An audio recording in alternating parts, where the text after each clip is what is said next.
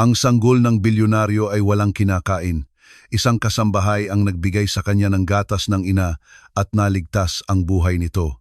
Ang sanggol ng pinakamayamang tao sa Maynila ay 5 araw nang walang kinakain at walang nakakaalam na sa gabing iyon ay mamamatay ito sa aking mga bisig. Ang mga salitang iyon ay hindi inakala ni Sofia Reyes na sasambitin niya sa harap ng korte.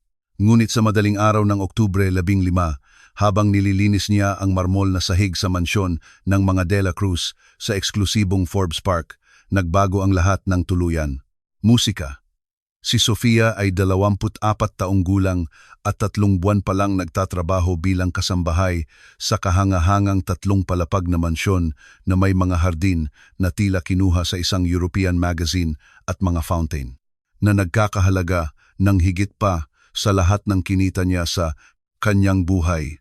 Siya ay mula sa isang maliit na bayan sa Quezon Province, kung saan tinuruan siya ng kahirapan na pahalagahan ang bawat piso at bawat pagkakataon.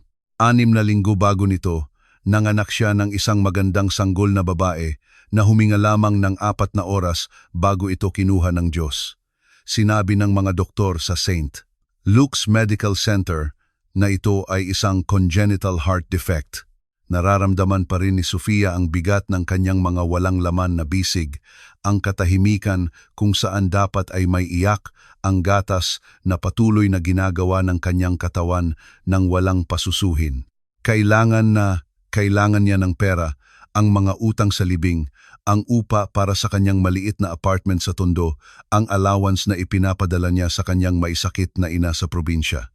Kaya tinanggap niya ang trabaho sa mga De La Cruz sa kabila ng sakit na nararamdaman niya sa tuwing nakikita niya ang mamahaling duyan sa silid ng bagong tagapagmana.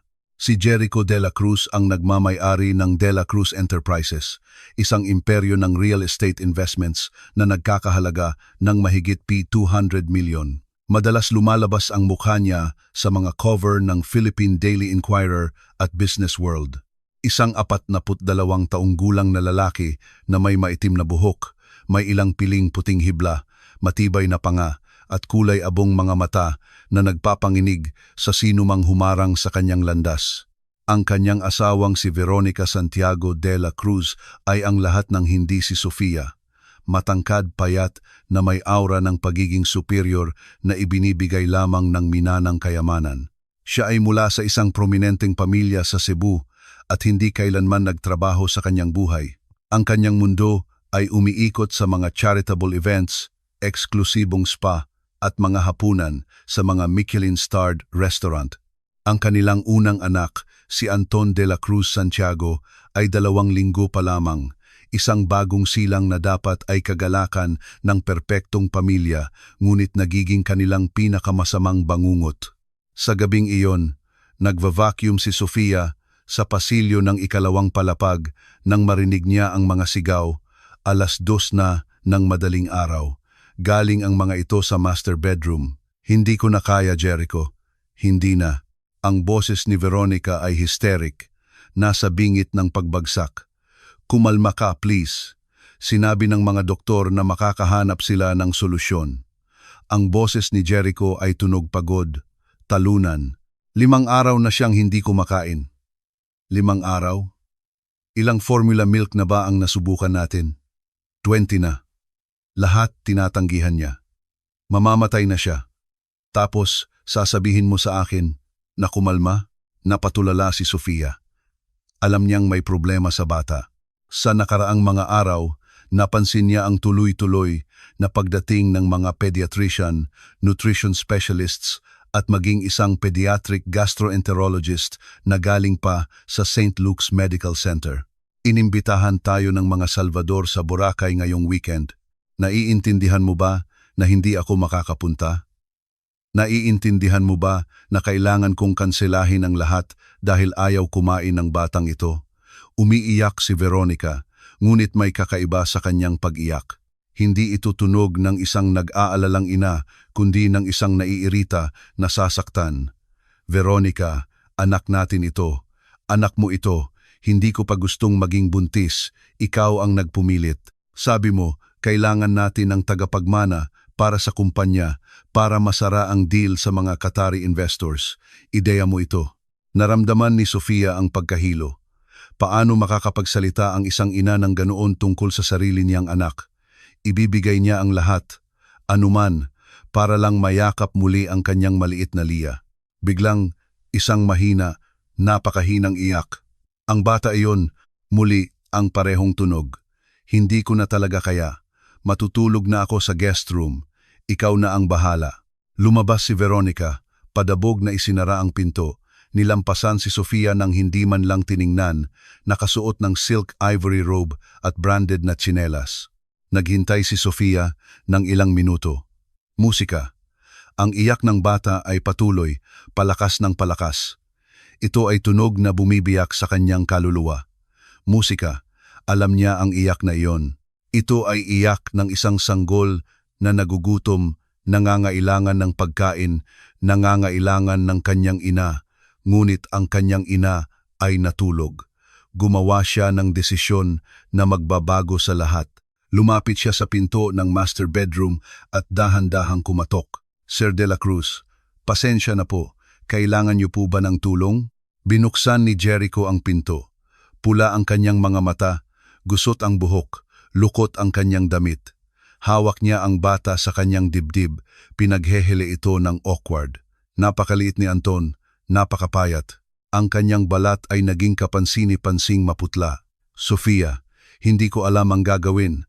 Wala siyang kinakain, wala nang tumatalab sa kanya. Sinabi ng mga doktor na kung hindi siya agad kukonsumo ng pagkain, bumagsak ang kanyang boses.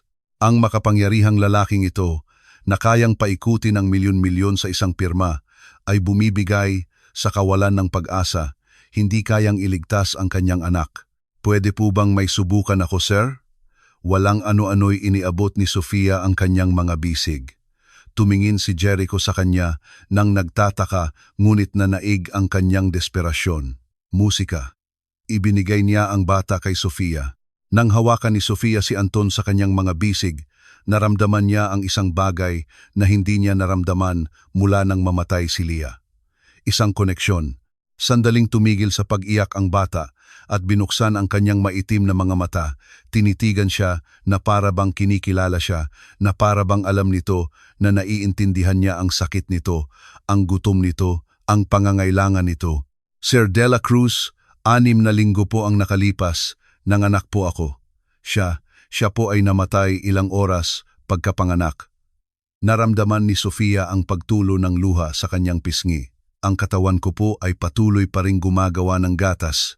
Kung papayagan niyo po, kung hindi makahanap ng ibang solusyon ang mga doktor, baka po pwede kong subukang pasusuhin siya ngayong gabi para lang po may laman ang tiyan niya.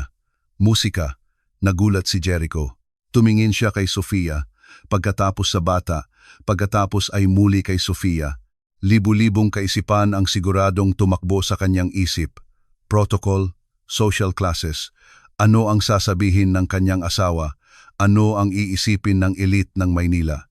Ngunit pagkatapos ay tumingin siya sa kanyang anak, ang bagong silang na ito na 5 araw nang tumatanggi sa lahat ng pagkain, na humihina sa bawat oras, na hindi mailigtas ng pinakamagaling na pediatrician sa Pilipinas. Sige po, bulong ni Jericho. Iligtas mo ang anak ko. Tumango si Sofia. Hawak ang bata sa kanyang mga bisig, lumapit siya sa sofa sa silid, umupo at, sa nanginginig na mga kamay, inayos ang kanyang blouse ng asul na uniforme. Inilapit niya ang maliit na Anton sa kanyang dibdib. Ang nangyari pagkatapos ay isang himala.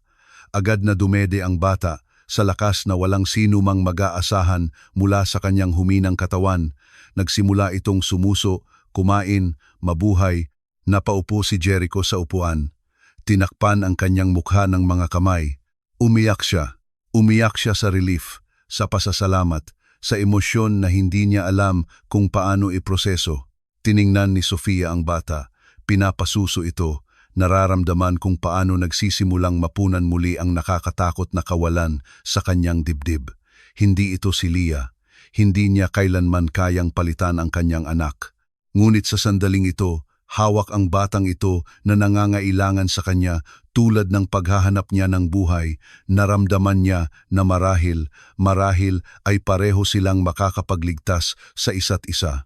Kumain si Anton ng 10 minuto. Nang sa wakas ay bumitiw siya, basa ng gatas ang kanyang mga labi at isang ekspresyon ng lubos na kapayapaan ang nasa kanyang maliit na mukha.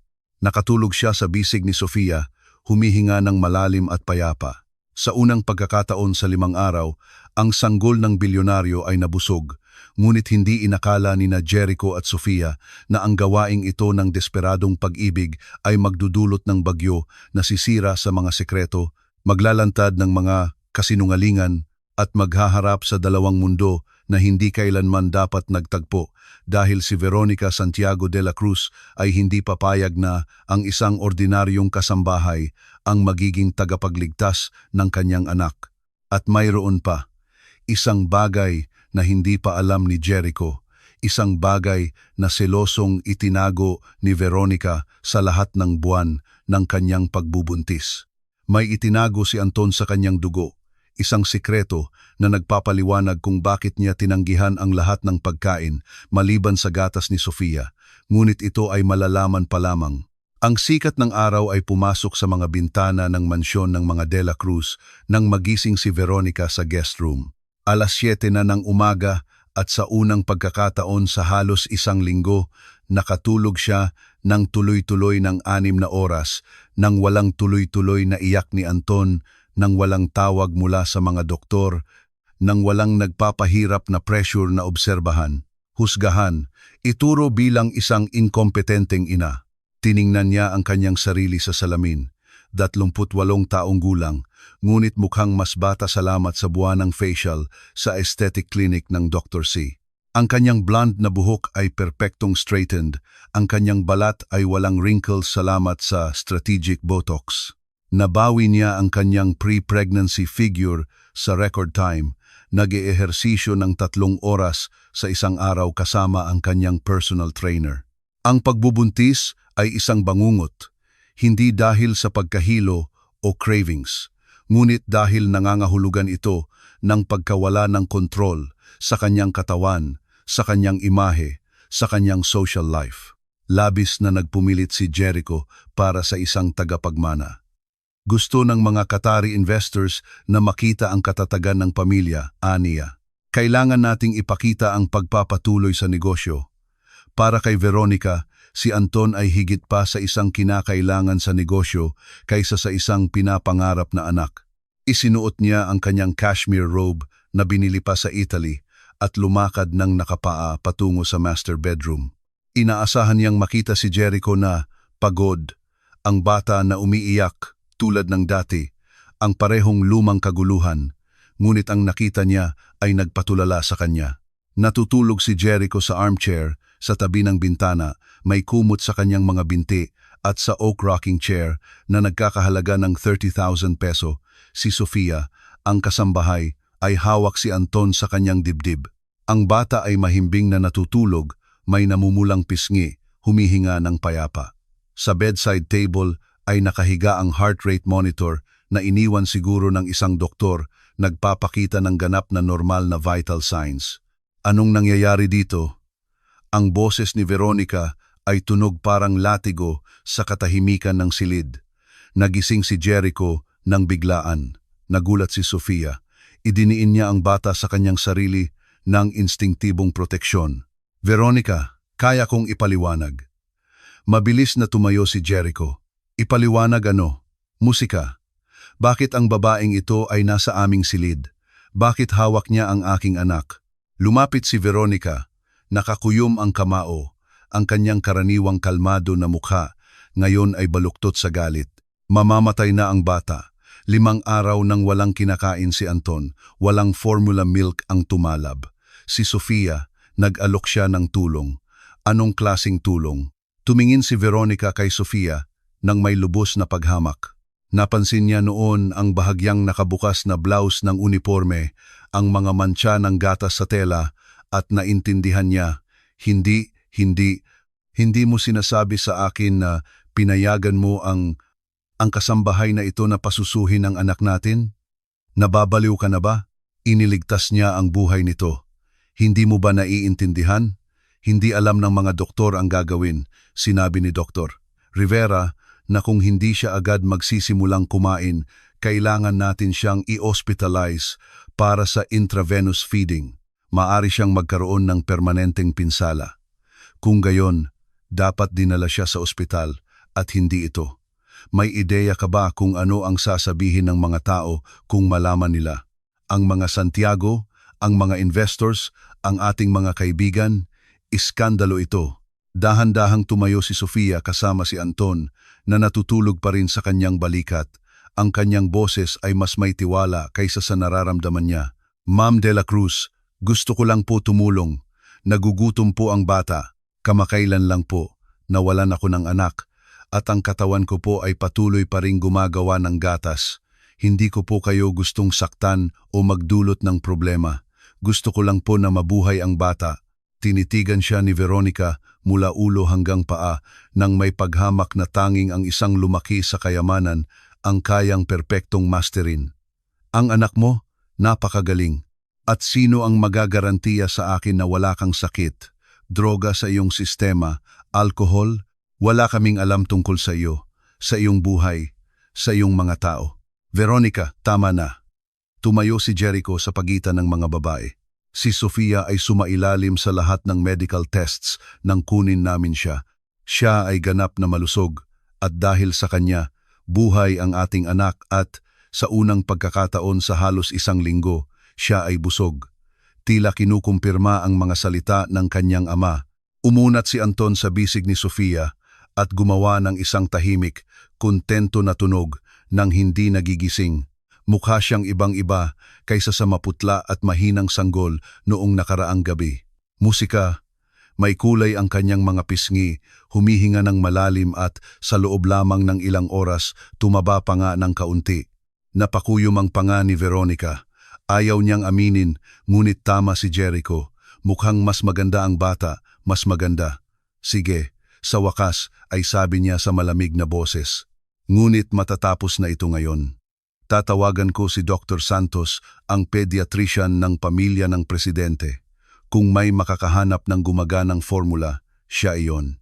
Hindi natin kailangan ang mga alternatibong serbisyo ng isang kasambahay. Papa, narinig ang boses ng isang bata mula sa pinto.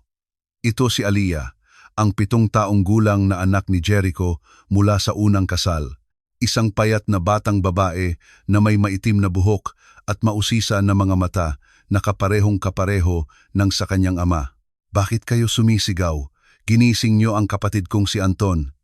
Bumalik ka sa iyong silid, Aliyah, utos ni Veronica ng matalim. Hindi niya kailanman nakasundo ang anak ni Jericho, ang batang babae na patuloy na nagpapaalala sa kanya na hindi siya ang unang asawa, ang unang pamilya. Pero gusto kong makita ang maliit kong kapatid. Sabi ni Papa, may sakit siya. Lumapit si Jericho sa kanyang anak at niyakap ito. Mas mabuti na siya, prinsesa. Mas mabuti na. Tinulungan siya ni Ate Sofia. Tumingin si Aliyah kay Sofia gamit ang mga matang iyon na tila nakakakita ng higit pa sa dapat makita ng isang 7 taong gulang na batang babae. Ginagamot mo ang maliit kong kapatid. Tumango si Sofia ng may malungkot na ngiti. Pinakain ko lang siya, mahal ko, tulad ng ginagawa ng mga nanay. Sinabi ni Aliyah ng may inosensya. Pagkatapos ay tumingin siya kay Veronica. Bakit hindi mo siya pinakain? Ang sumunod na katahimikan ay nakakabingi. Nanigas si Veronica. Ang kanyang mukha ay namula sa hiya at galit. Umubo si Jericho ng awkward. Ibinaba ni Sofia ang kanyang tingin. Dahil may iba't ibang paraan upang pakainin ang isang bata, Aliyah, sa wakas ay sabi ni Jericho. Minsan ginagamit natin ang mga bote na may espesyal na formula milk. Si Veronica ay may mga komplikasyon sa medikal na pumigil sa kanya na magpasuso. Ito ay isang kasinungalingan. Alam ng lahat sa silid na iyon. Tinanggihan ni Veronica ang ideya ng pagpapasuso mula pa sa simula. Sinusira nito ang mga suso, aniya. At saka, primitive iyon. Musika, mayroong modernong formula para doon. Ngunit ang modernong formula ay hindi umubra kay Anton. Sa sandaling iyon, nagising ang bata, binuksan ang kanyang mga mata at tumingin sa paligid ng nalilito.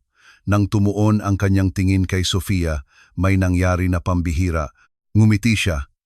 Isang maliit, halos hindi kapansine-pansing ngiti. Ngunit totoo at iniabot ang kanyang kamay patungo kay Sofia. Nagugutom na naman siya, bulong ni Sofia.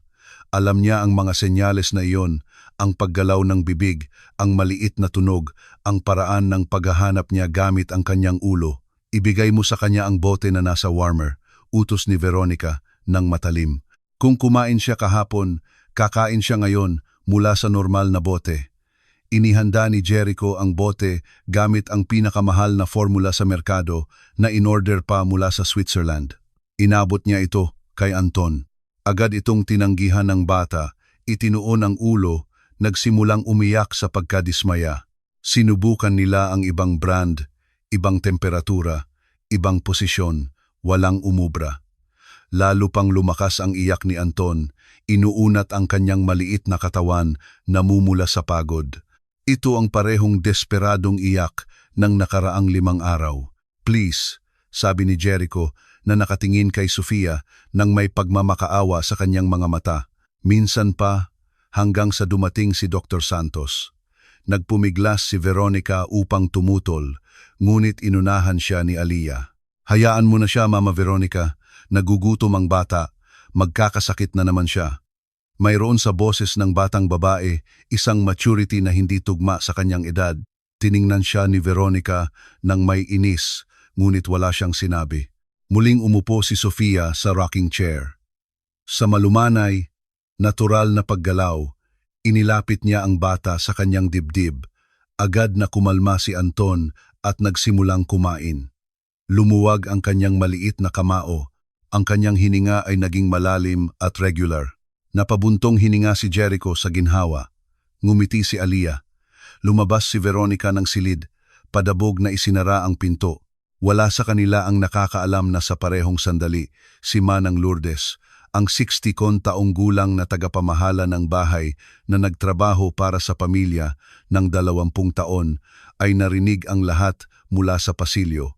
At si Lourdes ay may pamangkin na nagtatrabaho sa magazine na Metro. Kinabukasan ng hapon, ang buong Maynila ay mag-uusap tungkol sa iskandalo sa mansyon ng mga De La Cruz, ngunit mayroong pa isang bagay na mas madilim.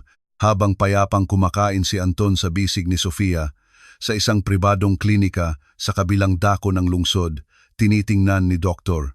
Paulo Rivera ang mga resulta ng blood test na kinuha niya mula sa bata ilang araw bago. Nanginginig ang kanyang mga kamay habang binabasa ang data sa screen ng computer.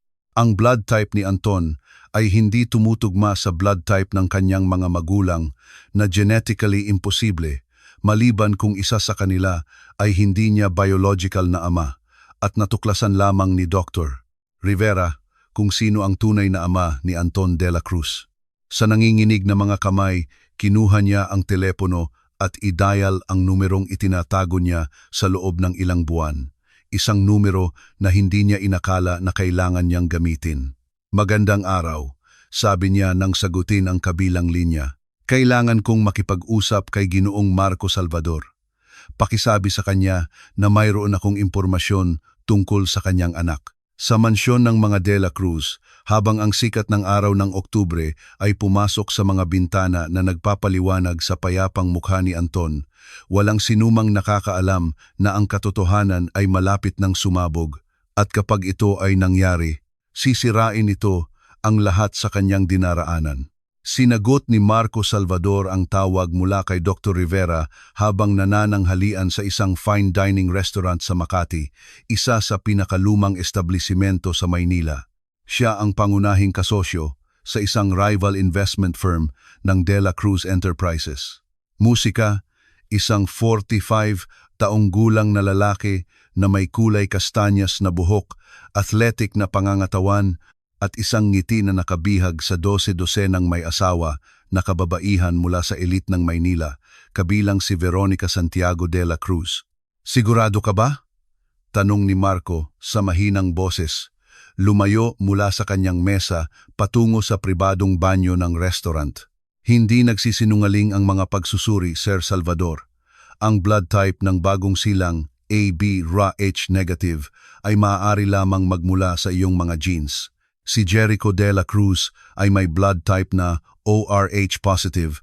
Imposibleng siya ang biological na ama. Sumandal si Marco sa marmol na pader. Pinoproseso ang impormasyon.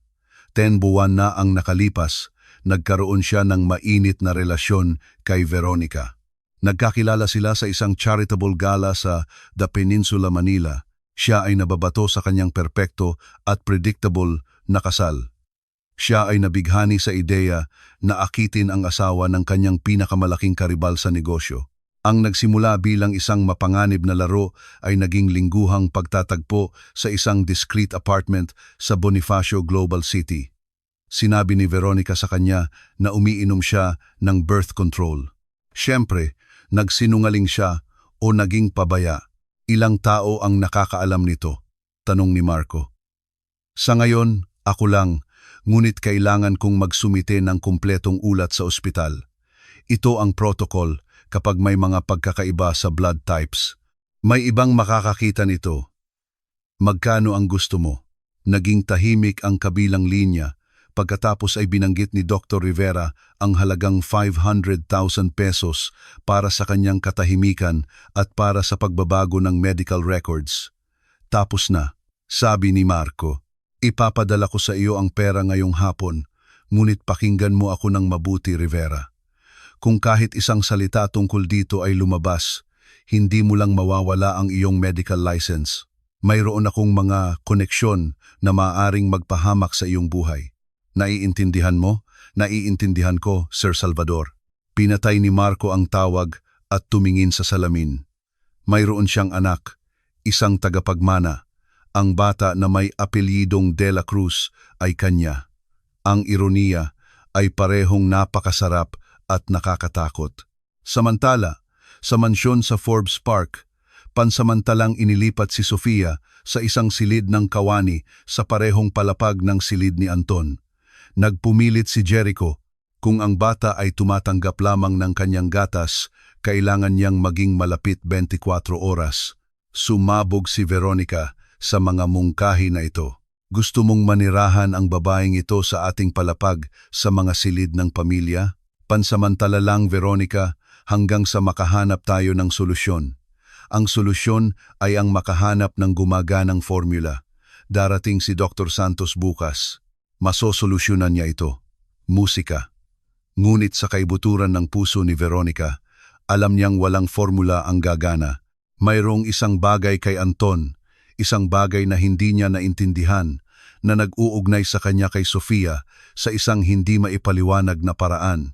Sa gabing iyon, habang pinapasuso ni Sofia si Anton sa ikalimang pagkakataon sa araw na iyon, pumasok si Jericho sa silid na may 2 tasa ng tsaa. Naisip ko na baka kailangan mo nito, sabi niya na inaalok ang isa. Herbal tea, sabi ng lola ko, nakakatulong ito sa paggawa ng gatas. Tinanggap ni Sofia ang tasa ng may mahiyain ng ngiti. Salamat po, Sir De La Cruz. Napakabuti niyo po. Jericho na lang, please. Matapos ang lahat ng ginawa mo para sa anak ko, sa tingin ko, pwede nating kalimutan ang formalidad. Umupo siya sa armchair sa harap niya. Sa unang pagkakataon, nakita siya ni Sofia ng walang executive suit, ng walang maskara, ng isang makapangyarihang negosyante. Naka-jeans siya at simpleng shirt. Mukha siyang pagod, vulnerable at tao. Ano ang pangalan ng anak mo? Tanong ni Jericho ng malumanay. Naramdaman ni Sofia ang pamilyar na paninikip sa lalamunan. Lia Reyes. Ipinanganak siya noong Agosto 28, alas 3 ng madaling araw. Tumitimbang siya ng 2.9 kilo. Musika, may itim siyang buhok tulad ko, at mga mata, hindi ko na inabutan na malaman kung anong kulay. Isinara niya ang mga ito bago ko pa man sila makita ng maayos. Sobrang sorry, Sofia. Hindi ko maiisip ang sakit na iyon. Para bang may bahagi ng aking namatay kasama niya. Sinabi ng mga doktor na hindi maayos ang pagbuo ng kanyang puso, na walang magagawa, ngunit naramdaman ko siyang gumagalaw sa loob ko sa loob ng 9 na buwan. Narinig ko ang kanyang tibok ng puso, pinangarap ko ang kanyang kinabukasan, at pagkatapos, sa loob ng ilang oras, nawala ang lahat. Humilig si Jericho, ipinatong ang kanyang mga siko sa kanyang mga tuhod. Ang ama? Walang ama. Well, meron, pero umalis siya nang sabihin ko sa kanya na buntis ako. Siya ay isang waiter sa restaurant na pinagtatrabahuhan ko noon. Sinabi niya na hindi pa siya handa maging ama, na masyado pa siyang bata. Siya ay 26 taong gulang. Tumawa si Sofia nang walang humor. Musika. Ako ay 24 taong gulang at takot na takot, ngunit hindi ako tumakbo. Napakatapang mo. Hindi ako matapang. Ginagawa ko lang ang kailangan kong gawin, musika para mabuhay, tulad ng pagpunta sa Maynila, pagtatrabaho sa mga bahay ng iba, paglilinis ng mga banyo ng mga taong hindi man lang tumitingin sa akin sa mata. Musika, tinitingnan kita sa mata, sabi ni Jericho, at iyon ang totoo. Ang kanyang kulay abong mga mata ay tumitingin sa kanya ng may intensidad na nagparamdam sa kanya ng pagiging awkward at komportable ng sabay. Tapos na kumain si Anton at dahan-dahang nag-burp. Tumawa si Sofia at inhale siya sa kanyang bisig. Tinitigan siya ng bata nang may lubos na paghanga. Ang kanyang maliliit na daliri ay humawak sa kanyang asul na blouse. Kakaiba, bulong ni Sofia. Kapag pinapakain ko siya, pakiramdam ko, parang narito si Leah sa isang paraan. Para bang sa pamamagitan ni Anton, nabubuhay pa rin siya ng kaunti, nilunok ni Jericho. Mayroong isang bagay na lubos na nakakaantig sa tagpong ito. Ang batang babae na ito, na nawalan ng lahat, ay nagbibigay ng buhay sa kanyang anak nang may pagkabukas palad na hindi niya kailangan ipakita. Babayaran kita ng mas malaki, sabi niya bigla. 3 beses ang kasalukuyan mong sahod at magkakaroon ka ng pribadong medical insurance, paid vacation, lahat ng kailangan mo. Hindi niyo po kailangan gawin yan, Sir Jericho. Ginagawa ko po ito dahil gusto kong tumulong. Alam ko, at iyon mismo ang dahilan kung bakit ko ito gustong gawin. Ikaw ay... Hinahanap niya ang tamang mga salita. Ikaw ang eksaktong uri ng tao na kailangan ni Anton sa kanyang buhay. Sa sandaling iyon, bumukas ng padabog ang pinto. Si Veronica ito, nakasuot ng mamahaling sportswear na nagkakahalaga ng higit pa sa buwan ng sahod ni Sofia. Kagagaling niya lang sa kanyang pribadong klase ng pilates. Anong nakakaantig na eksena, sabi niya ng sarkastiko. Ang may-ari ng bahay ay umiinom ng tsaa kasama ang kasambahay. Ano ang susunod, Jericho? Dinner date? Baka isang gabi sa teatro? Veronica, huwag kang magsimula. Musika, hindi. Jericho, ikaw ang huwag magsimula. Sapat na ang pagpapahiya na pinapasuso ng babaeng ito ang ating anak. Ngayon kailangan mo pa siyang gawing iyong confidant. Tumayo si Sofia, kasama si Anton na natutulog sa kanyang balikat. Pasensya na po, ma'am. Hindi ko po intensyon na magdulot ng problema. Dadalhin ko na po ang bata sa kanyang duyan. Ngunit hinarang siya ni Veronica. Alam mo, sawa na ako dito. Sawa na akong makita ka sa aking bahay, sa aking palapag, kasama ang aking anak. Bukas, darating si Dr. Santos. At kapag nakahanap na siya ng solusyon, babalik ka sa paglilinis ng sahig kung saan ka nababagay. Veronica, tama na. Tumayo si Jericho ng galit. Si Sofia ang dahilan kung bakit buhay ang ating anak. Magpakita ka naman ng kaunting pasasalamat. Pasasalamat? Para saan? Para sa paggawa ng isang bagay na dapat ay ako ang gumawa. Salamat sa patuloy mong pagpapaalala sa akin na nabigo ako bilang isang ina. Walang nagsasabi niyan. Hindi nila kailangang sabihin na sabihin. Nakikita ko ito sa mga mata ng lahat. Sa iyong mga mata, sa mga mata ng iyong anak na si Aliyah, sa mga mata ng mga kawani. Lahat sila iniisip na isa akong kakila-kilabot na ina dahil ayaw ng anak ko ng gatas ko. Sa unang pagkakataon, nakita ni Sofia ang isang anyo ng pagiging vulnerable sa mga mata ni Veronica. Hindi lamang ito pagmamataas o kalupitan. Naroon ang sakit, ang kahihiyan, isang uri ng sugat na nagmumula sa pakiramdam ng pagiging hindi sapat sa tanging bagay na dapat ay natural na ginagawa ng isang babae. Ma'am de la Cruz, sabi ni Sofia nang malumanay, walang sinumang nag-iisip niyan. Minsan, mahirap ang mga bata. Ang pinsan ko ay nagkaroon ng parehong problema sa kanyang anak. Hindi ibig sabihin na masama kayong ina. Hindi ko kailangan ang iyong awa, dumura si Veronica. At lalong hindi ko kailangan ang iyong payo sa pagiging ina. Nawalan ka ng anak. Mayroon pa rin ako ng akin. Hindi tayo magkapareho. Ang mga salita ay bumagsak na parang mga kutsilyo. Namutla si Sofia. Nararamdaman ang bawat pantig bilang isang pisikal na sampal. Naniga si Jericho sa lubos na kalupitan ng pahayag na iyon.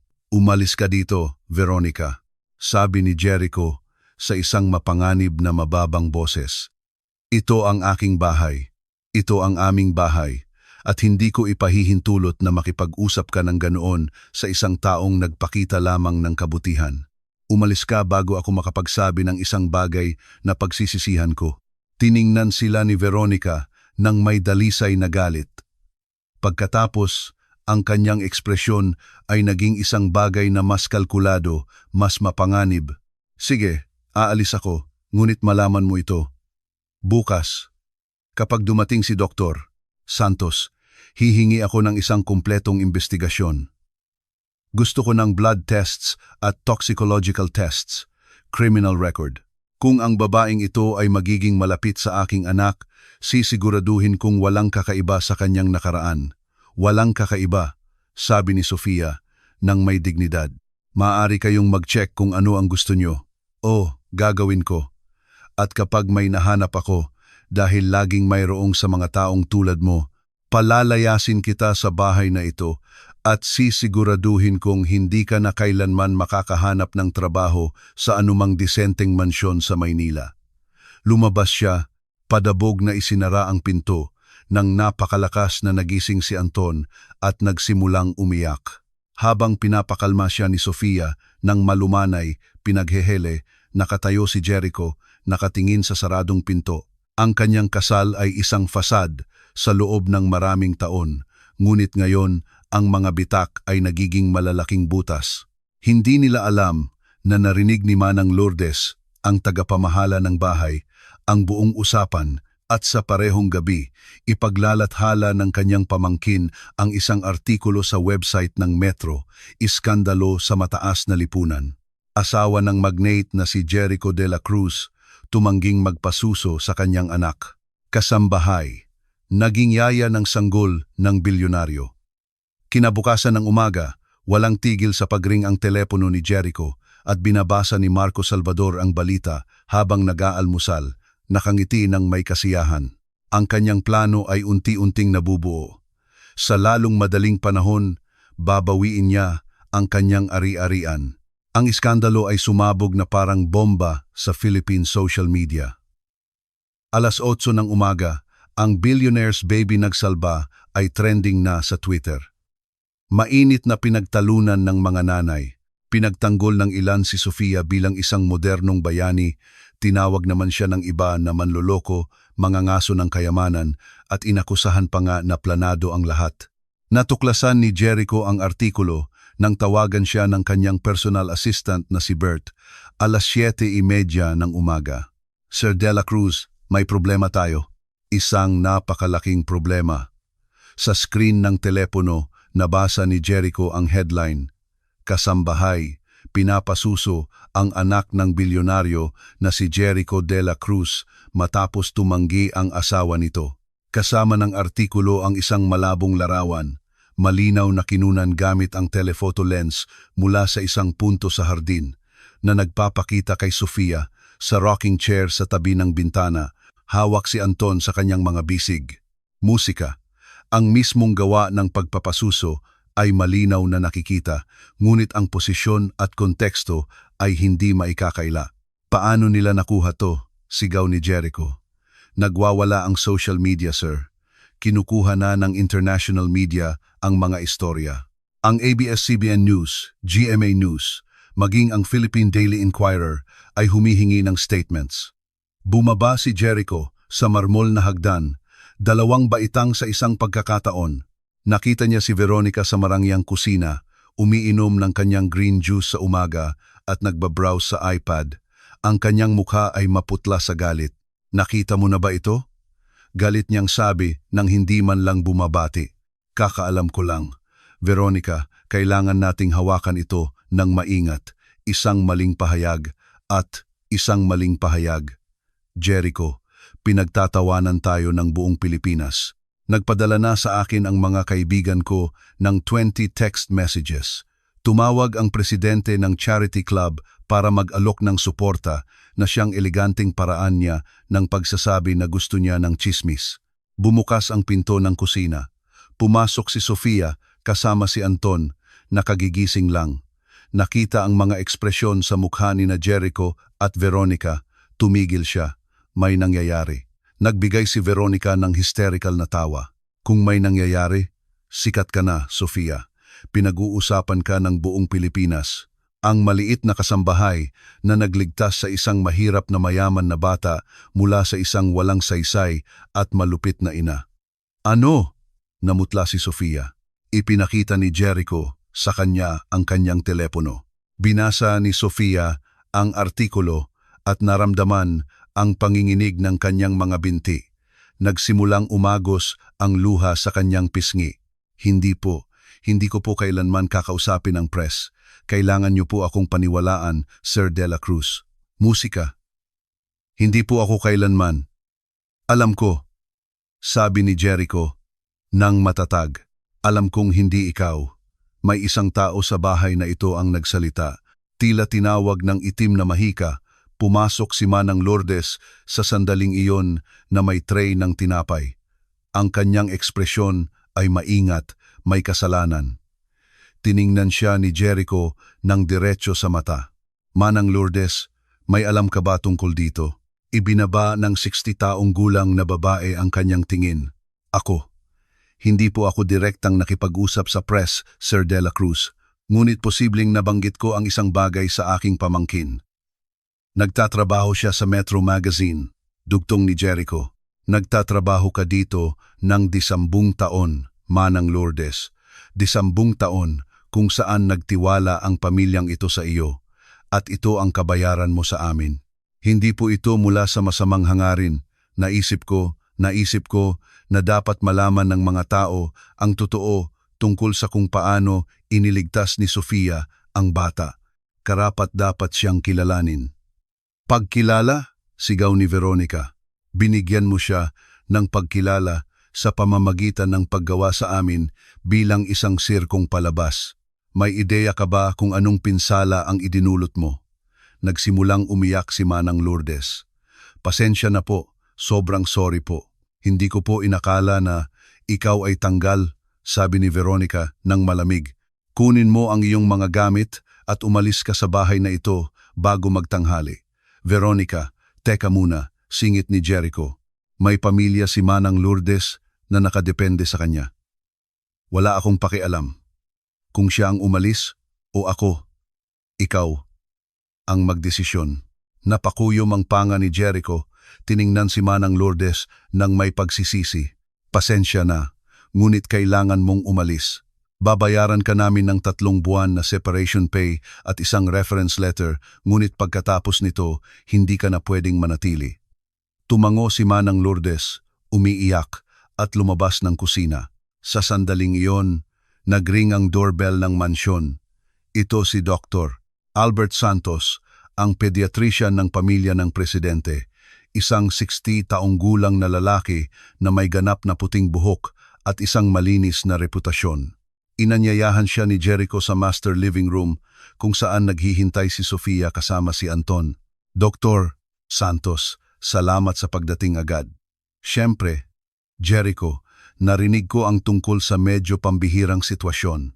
Tiningnan niya si Sofia ng may profesional na kuryosidad, hindi paghuhusga. Ikaw siguro ang babaeng nagpasuso sa maliit na bata.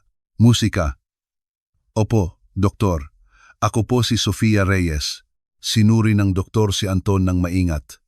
Sinuri niya ang kanyang vital signs, timbang, kulay ng balat, reflexes. Pagkatapos ng 20 minuto, inalis niya ang kanyang stethoscope at ngumiti. Ang batang ito ay nasa perpektong kalusugan. Tumaba siya ng 200 gramo sa nakaraang 3 araw na pambihira kung isa sa alang-alang na dati ay bumababa ang kanyang timbang. Ang kanyang vital signs ay perpekto.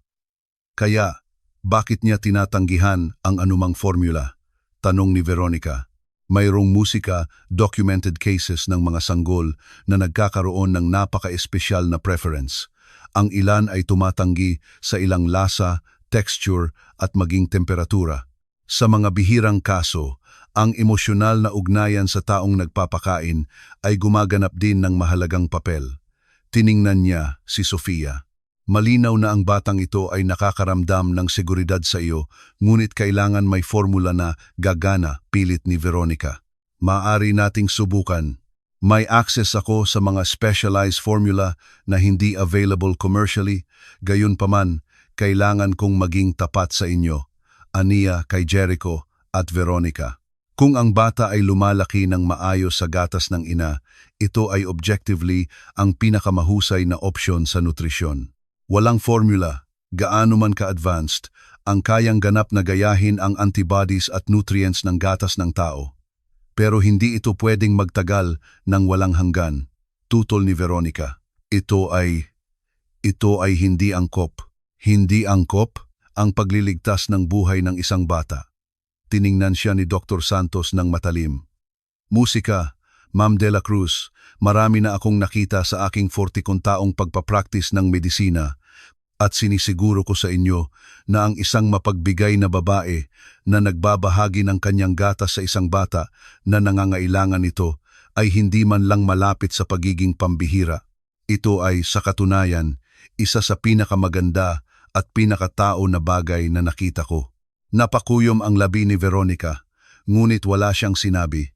Ang aking propesyonal na rekomendasyon ay ito. Ipagpatuloy ang kasalukuyang solusyon sa loob ng hindi bababa sa 2 buwan. Sa panahong iyon, makakapagsimula ng kumain si Anton ng solid foods at ang paglipat ay magiging mas madali. Samantala, susubukan naming unti-unting ipakilala ang isang bote sa isang araw ng napakabagal upang masanay siya. Tumango si Jericho. Salamat, Doktor. Pagkaalis ni Dr. Santos, humarap si Veronica kay Jericho nang may naglalagablab na mga mata. 2 buwan? Gusto mong magtagal ito ng 2 buwan pa? Ito ang pinakamabuti para kay Anton. Paano naman ang pinakamabuti para sa akin? Para sa atin? Para sa ating reputasyon? Lalaki ang ating reputasyon. Ang ating anak ay walang katumbas. Kinuha ni Veronica ang kanyang Hermes bag mula sa mesa. Pupunta ako sa Cebu. Mananatili ako sa mga magulang ko sa loob ng ilang araw. Hindi ko kayang manatili dito habang ang buong Maynila ay pinag-uusapan ako bilang isang ina na iniwan ang kanyang anak. Musika, walang nagsasabi niyan. Lahat sila iniisip. At ikaw? Itinuro niya si Sofia, na tahimik sa buong oras. Mananatili ka dito sa aking bahay. Pinapasuso ang aking anak. Kinukuha ang aking lugar. Ma'am De La Cruz, hindi po ako kailanman. Nagsimula si Sofia. Huwag kang magsalita sa akin. Ayaw kong marinig ang boses mo. Lumabas si Veronica, padabog na isinara ang pinto ng napakalakas na nagkanginginig ang mga larawan sa dingding. Napaupo si Jericho sa sofa, tinakpan ang kanyang mukha ng kanyang mga kamay. Si Anton, walang kamalay-malay sa drama, ay payapang natutulog sa bisig ni Sofia. Pasensya na, bulong ni Jericho. Pasensya na sa pinagdadaanan mo. Wala sa mga ito ang kasalanan mo. Baka kailangan ko nang umalis, maghanap ng ibang trabaho. Makakahanap kayo ng profesional na yaya. Isang taong hindi. Tumingala si Jericho. Huwag kang umalis. Kailangan ka ni Anton. At ako, kailangan din kita dito. May isang bagay sa paraan ng kanyang pagsabi nito. Isang bagay na nagpatibok ng mas mabilis sa puso ni Sofia. Hindi ito angkop. Siya ang kanyang amo, isang may asawang lalaki, isang bilyonaryo. Siya ay isang kasambahay lamang mula sa isang liblib na probinsya, ngunit sa sandaling iyon, habang nagkatinginan sila sa isa't isa, na may natutulog na bata sa pagitan nila, pareho silang nakaramdam na may isang bagay na nagbago nang hindi na mababawi. Wala sa kanila ang nakakaalam na si Marco Salvador, sa parehong sandali, ay nakaupo sa kanyang opisina sa Ayala Avenue, binabasa ang parehong artikulo na may nasiyahang ngiti. Tinawagan niya ang kanyang personal na abogado, si Attorney Tomas Vergara. Tomas, kailangan kong ihanda mo ang ilang dokumento. Magfa-file ako ng petition for paternity test. Panahon na para malaman ni Jericho de la Cruz ang totoo tungkol sa kanyang perpektong tagapagmana. At sa basement ng mansyon ng mga de la Cruz, nag-iimpake si Manang Lourdes ng kanyang mga gamit na umiiyak. Bago siya umalis, sumulat siya ng isang note na isinilid niya sa ilalim ng pinto ng silid ni Sofia. Pasensya na sa lahat, ngunit may kailangan kang malaman. May mga sekreto si Ma'am Veronica, mga sekreto na nagpapaliwanag kung bakit niya kinasusuklaman ang pagiging mo dito. Tanungin mo siya tungkol kay Marco Salvador. Tanungin mo siya kung ano ang ginagawa niya sa isang hotel sa BGC tuwing Miyerkules ng hapon, 1 taon na ang nakalipas. Natagpuan ni Sofia ang note na iyon pagkalipas ng 3 oras at nang mangyari iyon, nagsimula siyang maunawaan na si Anton ay hindi lamang isang bata na tinanggihan ng kanyang ina. Siya ay isang buhay na sikreto ng isang pagtataksil na malapit nang sirain ang 2 pamilya. Natagpuan ni Sofia ang note mula kay Manang Lourdes nang bumalik siya sa kanyang silid matapos patulugin si Anton para sa kanyang hapon na idlip. Ang lukot na papel ay nakahiga sa sahig sa tabi ng pinto. Nanginginig ang kanyang mga kamay habang binabasa ang mabilis na nakasulat na mga salita. Marco Salvador, Hotel sa BGC, Miyerkules ng hapon. Sino si Marco Salvador? Ang pangalan ay malabo niyang naaalala tulad ng isang bagay na narinig niya sa mga usapan sa pasilyo sa pagitan ng mga kawani. Kinuha niya ang kanyang cellphone at nag-Google. Ang una na lumabas ay isang larawan ng isang guwapong lalaki sa cover ng Business World, Marco Salvador. Ang investment shark na nagbabanta sa imperyo ng mga de la Cruz. Ang artikulo ay mula pa 6 na buwan na ang nakakaraan at tungkol sa matinding kompetisyon sa pagitan ng rival company name, Investments at De La Cruz Enterprises para sa 1 bilyong pisong kontrata sa Cebu. Naghanap pa si Sofia. Nakakita siya ng mga larawan mula sa social events, Marco sa mga charitable galas, Marco sa mga pagbubukas ng mga luxury hotel, at pagkatapos, nakita niya ang isang larawan na nagpalamig sa kanyang dugo, Marco Salvador at Veronica Santiago, magkasama sa isang Red Cross gala 11 buwan na ang nakakaraan. Hawak niya ang likod ng kanyang likod. Ngumiti siya sa paraang hindi kailanman nakita ni Sofia sa tabi ni Jericho. Diyos ko, musika, bulong niya. Isang katok sa pinto ang nagulat sa kanya. Si Aliyah iyon, ang anak ni Jericho.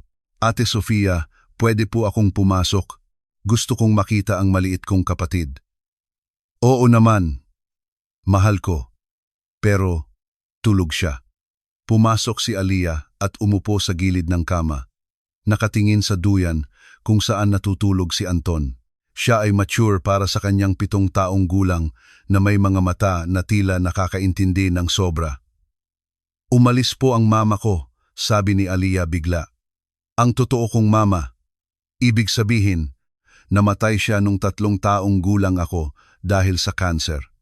Umupo si Sofia sa tabi niya. Sobrang sorry, mahal.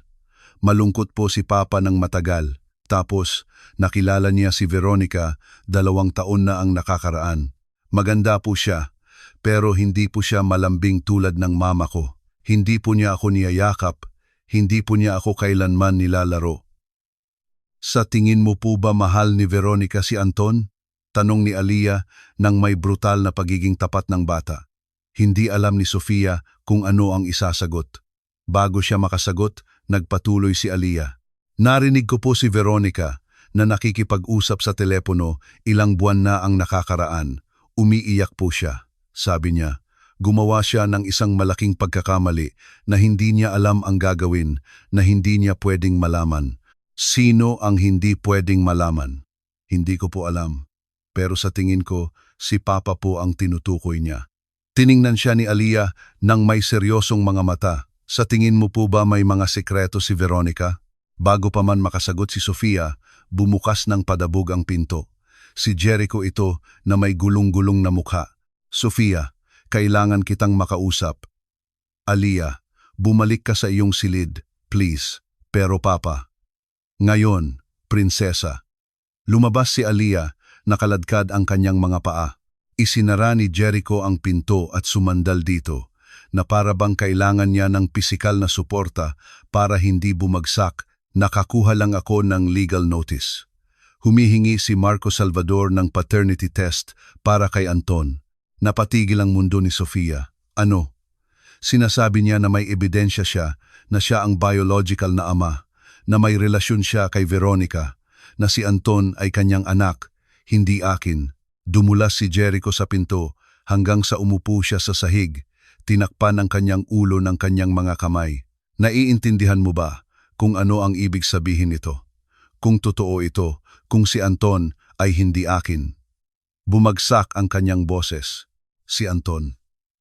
Ang magandang bata na natutulog doon ay maaaring hindi ko anak. Kahit hindi siya biological, ikaw ang kanyang ama. Ikaw ang nandyan. Nag-aalala sa kanya nang siya ay may sakit. Ikaw ang nagmamahal sa kanya.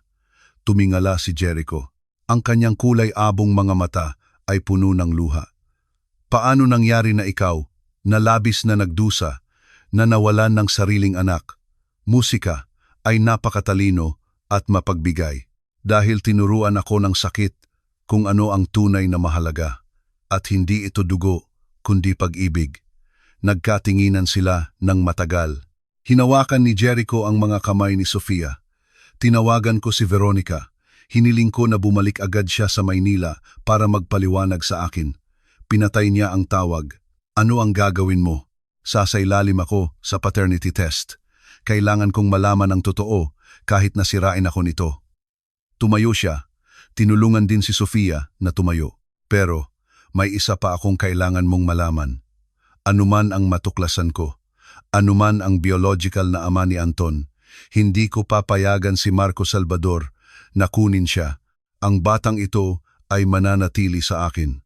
Sa sandaling iyon, nagising si Anton na umiiyak. Lumapit si Sofia sa duyan at binuhat siya. Agad na kumalma ang bata, kinikilala siya. Pinanood sila ni Jericho. Isang ina at anak kahit hindi sila magkadugo.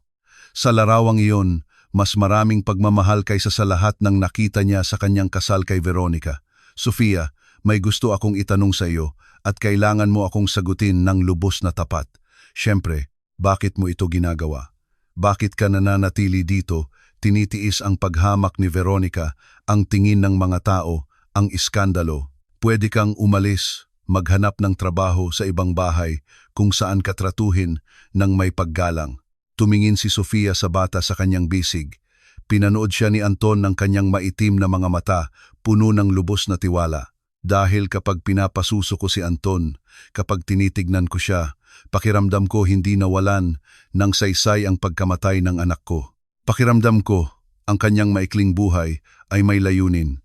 Ihanda ako upang iligtas ang batang ito.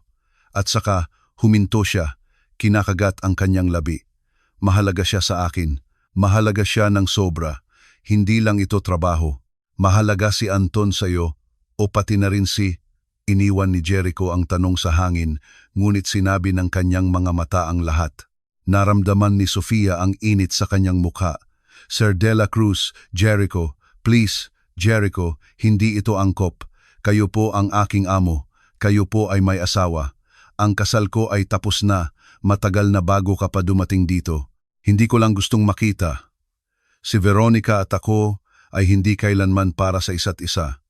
Ito ay isang maginhawang kasunduan na lalo pang nagiging hindi maginhawa sa paglipas ng panahon. Gayunpaman, ang usapan ay naputol ng doorbell ng mansyon. Bumaba si Jericho sa hagdan at binuksan ang pinto. isang courier na may opisyal na sobre.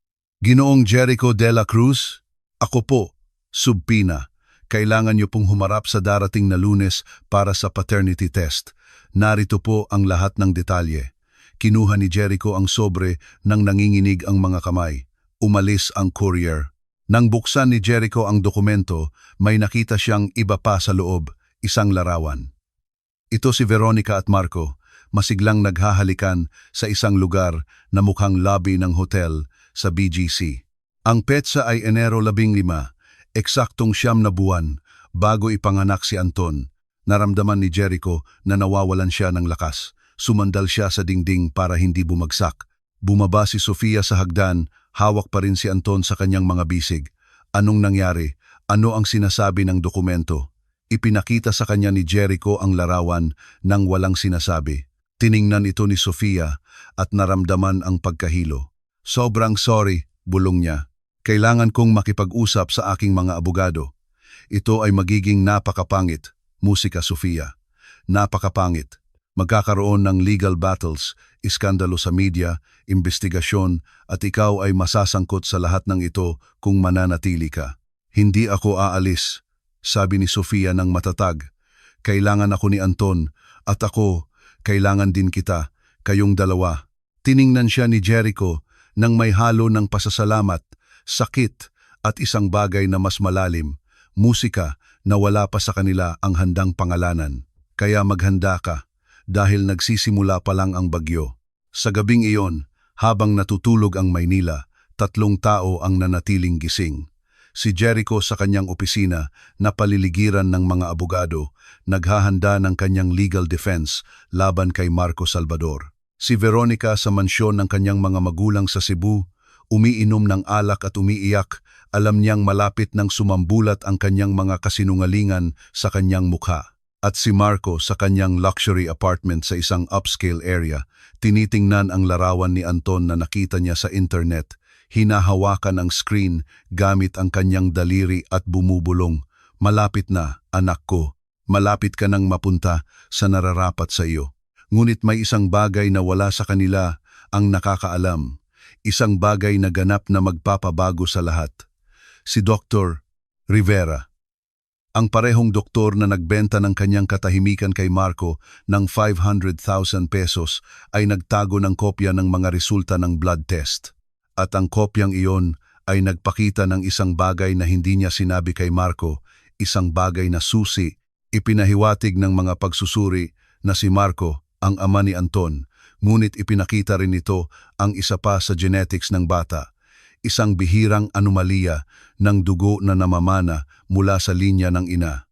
Isang bihirang sakit na nagpapaliwanag kung bakit tinanggihan ni Anton ang komersyal na formula. At ang parehong sakit ay naroroon sa mga resulta ng blood test ni Sofia na inarchive ng ospital nang ipanganak niya si Leah. Ito ay isang sakit na nangyayari sa mas mababa sa 0.1% ng populasyon ng Pilipinas. Ang parehong sakit kina Anton at Sofia na imposible ayon sa istatistika, maliban kung may direktang kaugnayan sa pagitan nila. Itinago ni Dr. Rivera ang impormasyon na ito sa kanyang safety deposit box. Balang araw, naisip niya, ito ay magiging mas mahalaga kaysa sa 500,000 pesos na binayaran sa akin ni Marco, ngunit hindi niya alam na ang araw na iyon ay darating ng mas mabilis kaysa sa kanyang inakala. Ang Lunes ay dumating ng napakabilis. Sina Jericho, Veronica at Marco ay humarap sa specialized clinical laboratory sa isang prominenteng kalye sa Makati kasama ang kanilang mga abogado. Ang tensyon ay napakakapal na tila kaya mong hiwain gamit ang kutsilyo. Si Sofia ay nanatili sa mansyon kasama si Anton at Aliyah. Hindi pumasok sa eskwela si Aliyah sa linggong iyon. Naisip ni Jericho na mas mabuting ilayo siya sa posibleng malupit na komento ng ibang mga bata na walang duda na narinig ang kanilang mga magulang na nag-uusap tungkol sa iskandalo. Papa, tanong ni Aliyah habang pinapanood si Sofia na naghahanda ng tanghalian sa napakalaking kusina. Opo, mahal, pero paano kung hindi si Anton ang tunay kong kapatid? Kukuhain ba siya? Lumuhod si Sofia sa harap ng batang babae, hinawakan ang kanyang maliliit na kamay. Pakinggan mo ako ng mabuti, Aliyah. Mahal na mahal ni Papa si Anton. Ano man ang sabihin ng mga papeles, ang batang ito ay kapatid mo at gagawin ni Papa ang lahat ng kanyang makakaya para manatili kayong magkasama. At ikaw, mananatili ka rin. Ito ay isang simple, inosenteng tanong, ngunit may bigat na nagpatulo ng luha sa mga mata ni Sofia. Hanggat kailangan niyo ako, mananatili ako dito. Mahigpit siyang niyakap ni Aliyah. Kailangan na kailangan ka namin. Ikaw lang ang nagpaparamdam na ito ay bahay. Sa laboratorio, mas kaunti ang emosyon. Dumating si Veronica ng 30 minuto ng huli, nakasuot ng maitim na sunglasses at mink fur kahit na medyo mainit ang Oktubre sa Maynila. Huli ka, sabi ni Jericho sa malamig na boses. Nang sa wakas ay dumating siya. Napakasama ng traffic mula Cebu. Dapat bumalik ka kahapon ng gabi tulad ng sinabi ko. Ayaw kitang makita. Pinanood ni Marco ang kanilang pagpapalitan ng mga salita ng may bahagyang kasiyahan. Naka-dark gray na Armani suit siya na nagkakahalaga ng mahigit 50,000 pesos. Ang kanyang abogado, isang kalbo na lalaki na nagngangalang attorney, Tomas Vergara, nakilala sa pagwawagi ng imposible na mga kaso gamit ang questionableng pamamaraan, ay bumubulong sa kanyang tainga. Magandang araw sa lahat, sabi ng nangungunang geneticist na si Dr. Mateo Reyes. Nagsisimula na tayo sa blood collection. Simple at walang sakit ang proseso. Ang mga resulta ay magiging handa sa 72 oras. Hindi ba pwedeng pabilisin?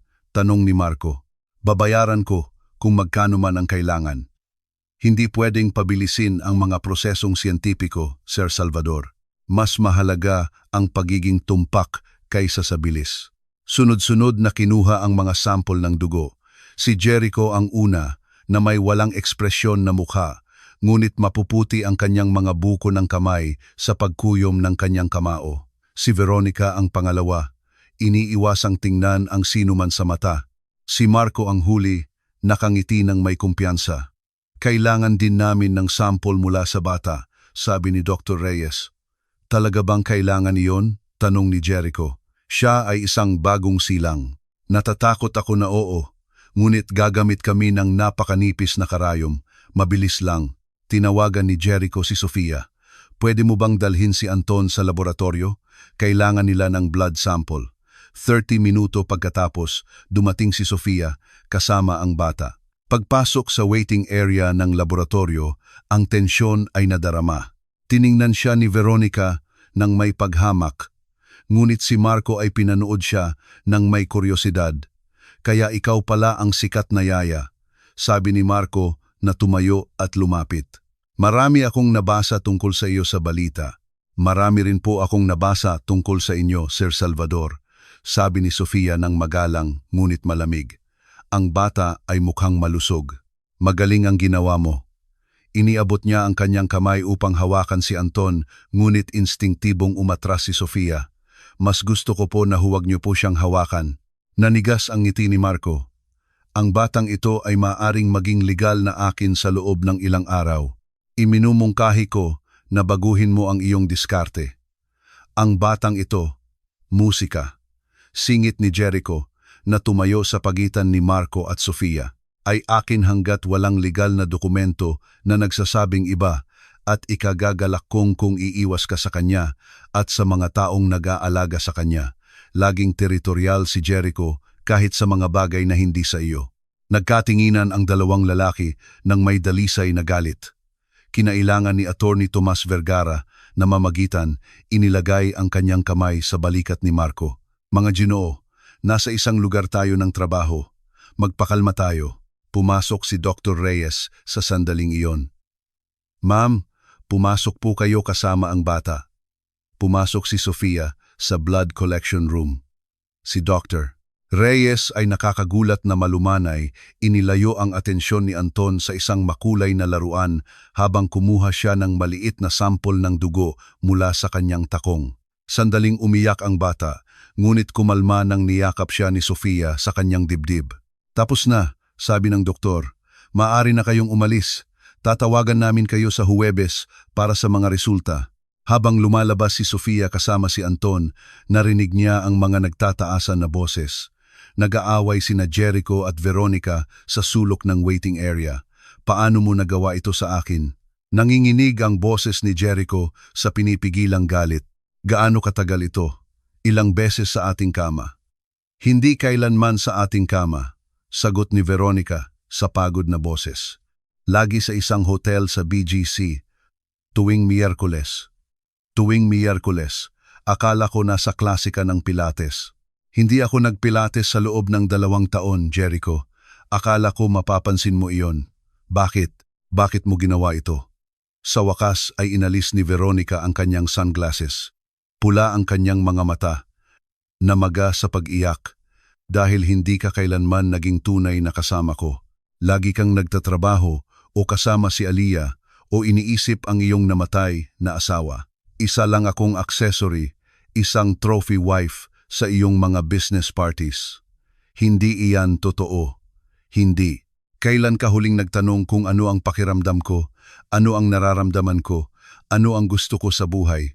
Para sa iyo, mahalaga lang na maganda ako sa mga larawan at mag-organize ng perpektong hapunan.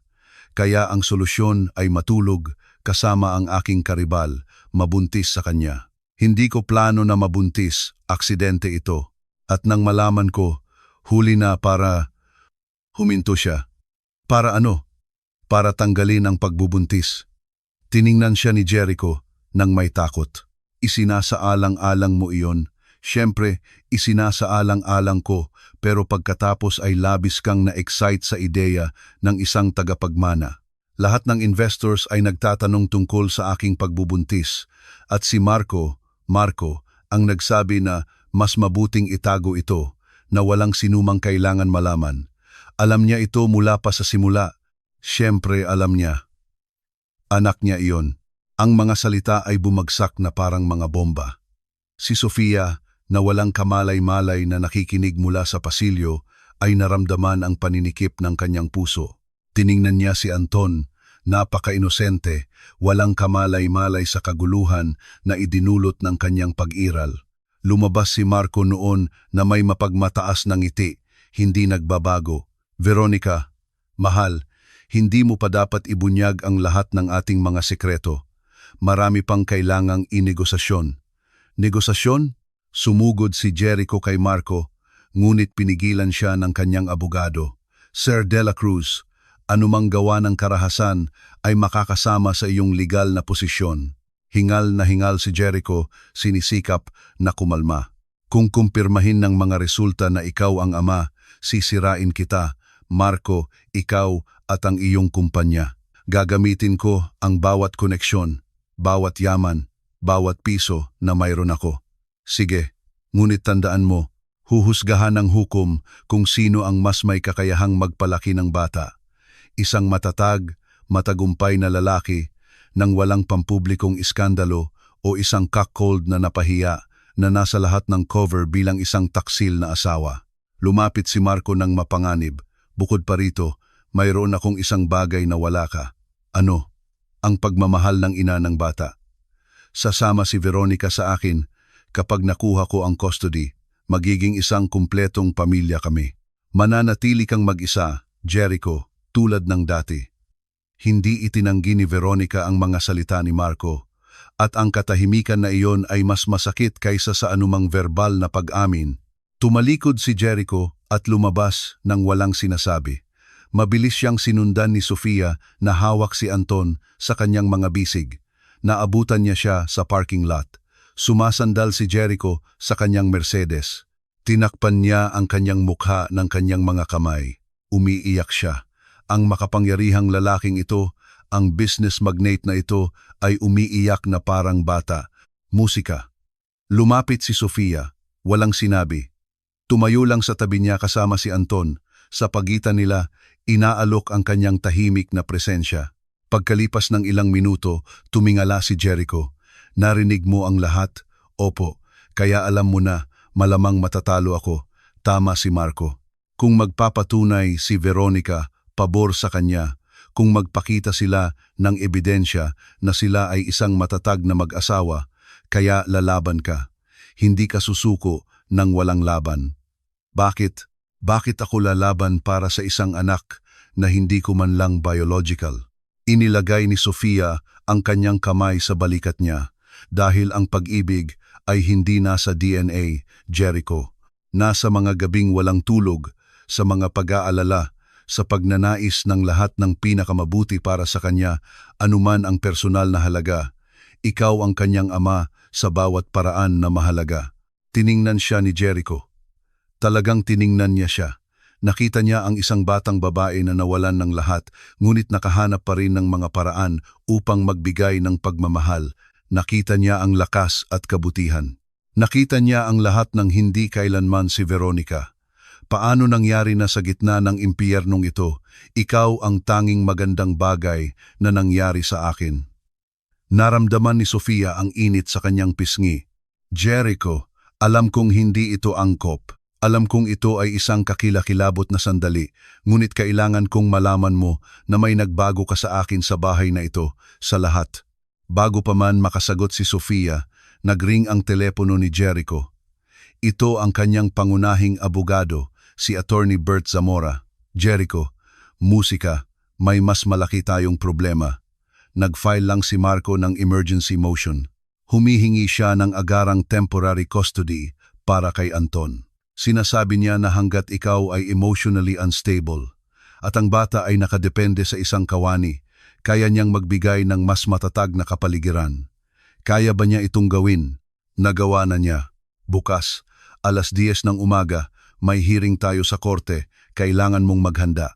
Pinatay ni Jericho ang tawag at tiningnan si Sofia nang may desperasyon. Bukas, susubukan nilang kunin siya sa akin. Ngunit wala sa kanila ang nakakaalam na si Dr. Rivera. Sa parehong sandali ay tinitingnan ang mga resulta ng blood test ni Anton sa kanyang computer at nakita ang genetic anomalies, ang koneksyon sa pagitan ni Anton at Sofia. Kinuha niya ang telepono at ideal ang isang numero. Panahon na upang itaas ang presyo para sa kanyang katahimikan. Ang impormasyon na ito ay nagkakahalaga ng higit pa sa 500,000 pesos na binayaran sa kanya ni Marco. Ang impormasyon na ito ay nagkakahalaga ng milyon-milyon at magpapabago sa kapalaran ng lahat ng sangkot. Ang courtroom ng Regional Trial Court No. 12 sa Maynila ay puno. Mga reporter, mausisa at abogado ang pumuno sa bawat sulok. Ang kaso ng De La Cruz Salvador ay naging iskandalo ng taon at lahat ay gustong masaksihan ang drama mula sa harapang hilera. Pumasok si Jericho na nakasuot ng kanyang pinakamagandang suit, ngunit ang mga anino sa ilalim ng kanyang kulay-abong mga mata ay nagpahiwatig na hindi siya natutulog sa loob ng ilang araw. Pinalilibutan siya ng kanyang legal team, si Attorney Bert Zamora at 2 iba pang abogado na espesyalista sa family law. Dumating si Marco ilang minuto pagkatapos, nakangiti ng may nakakairita na kumpiyansa kasama si Attorney Tomas Vergara at Veronica. Nakasuot siya ng cream Chanel suit, perpektong ayos ang buhok, flawless ang makeup. Mukha siyang mas model sa runway kaysa sa isang ina na lumalaban para sa custody ng bata. Umupo si Sofia sa mga upuan ng publiko na may natutulog na Anton sa kanyang kandungan. Si Alia ay nasa mansyon kasama ang isang pansamantalang yaya. Nagpumilit si Jericho na dalhin ni Sofia ang bata. Kailangan makita ng hukom na si Anton ay malusog, inaalagaan ng maayos, at ikaw ang dahilan niyan. Pumasok si Judge Ana Santos sa courtroom.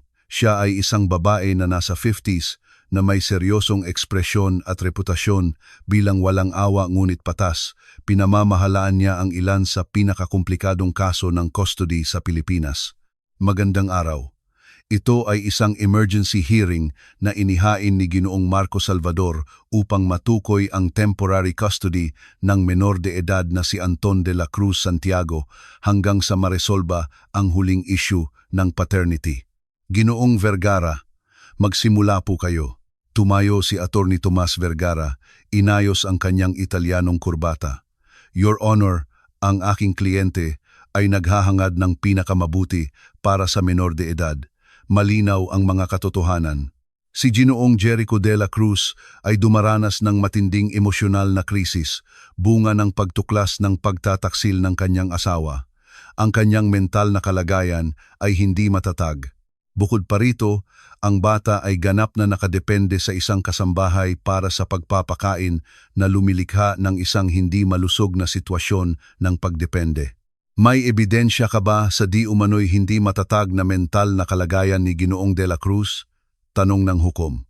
Mga testimonya ng mga empleyado na nakakita sa kanya na umiiyak, sumisigaw, gumagawi ng magulo. Bukod pa rito, Your Honor, ang menor de edad ay pinapasuso ng isang babae na hindi niya ina, isang empleyado. Nagdudulot ito ng malalim na alalahanin tungkol sa wastong hangganan at profesionalismo. Tumayo si Attorney Bert Zamora. Pagtutol, iniligtas ni Sofia Reyes ang buhay ng bata nang walang doktor ang makahanap ng solusyon. Hindi siya isang ordinaryong empleyado. Siya ang dahilan kung bakit buhay ang batang ito ngayon. Naintindihan, sabi ni Judge Santos. Ginoong Vergara, ano ang iniaalok ng inyong kliyente bilang alternatibo? Si Ginoong Salvador at Ginang Santiago ay handa na magbigay ng isang matatag na tahanan para sa menor de edad. Isang profesional na yaya ang nakakuha na. Ang bata ay makakatanggap ng pangangalaga mula sa parehong biological na magulang sa isang angkop na kapaligiran ng pamilya. Tiningnan ng hukom si Veronica.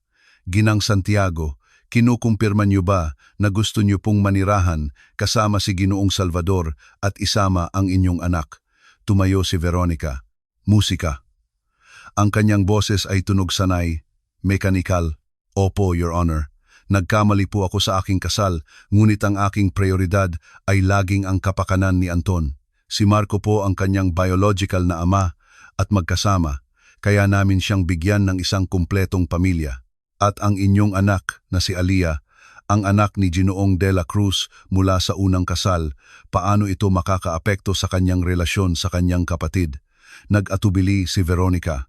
Malinaw na hindi niya isinasaalang-alang ang tanong na iyon. Well, hindi naman po biological na anak ko si Alia. Mananatili po siya kay Jericho sa tingin ko. Nagkaroon ng bulungan sa courtroom. Maging si Judge Santos ay kumunot ang noo sa lamig ng sagot. Napakuyom ang kamao ni Jericho sa ilalim ng mesa. Ginamit ni Attorney Bert Zamora ang sandali.